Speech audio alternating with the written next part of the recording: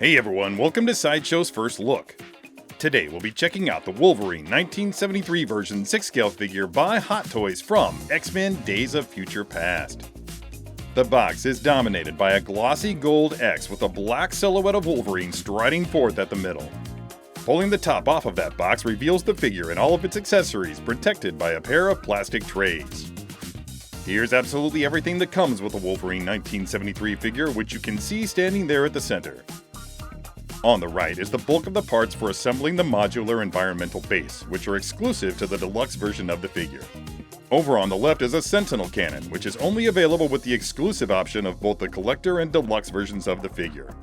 There's also a pair of clawed hands, a pair of clawed arms, and a pair of regular fists, an additional black collared shirt, as well as a pair of pads for bulking up Wolverine's arms. The Wolverine 1973 figure stands nearly 12 inches in overall height and features an all-new detailed head sculpt with a striking likeness to that of Hugh Jackman in his role in X-Men Days of Future Past. Lifelike eyes peer out from beneath a furrowed brow, and multiple layers of paint highlight not only the most minute details of the face, but also those in the finely sculpted hair and mutton chops. The solitary lock of hair hanging down over the forehead adds to the sense of familiarity, and all of that detail on the portrait carries over into the sculpted neck and chest emerging from the top of the costume. That costume is a multi-layered ensemble consisting of a reddish-brown leather jacket over a blue patterned collared shirt with a white sleeveless undershirt just peeking out from within. A faux leather belt with a brazen buckle adorns the waist of a pair of vintage fabric jeans, which in turn fall over the tops of a pair of brown faux leather cowboy boots.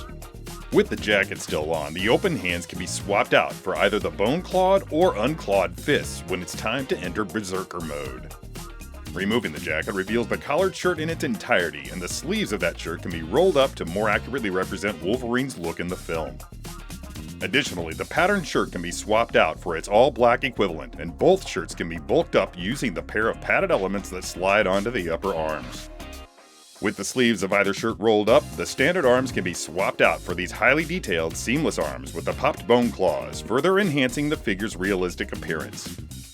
The deluxe version of the figure includes several elements which combine like so to form an environmental display base, anchored with a textured grass foundation and crisscrossed with various broken bits of concrete and structural steel.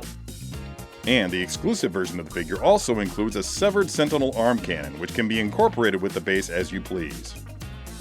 The Wolverine figure's head rests on a ball-jointed neck. It can look in any direction as well as tilt a bit to either side. The shoulders will shrug, dip, press, and row. And they'll allow the arms to elevate laterally about 90 degrees. The arms will also raise to the front more than 90 degrees, and more than 45 degrees to the back. Double jointed elbows will provide more than 90 degrees of flex, and a pivot joint above the bicep will allow the arms to rotate.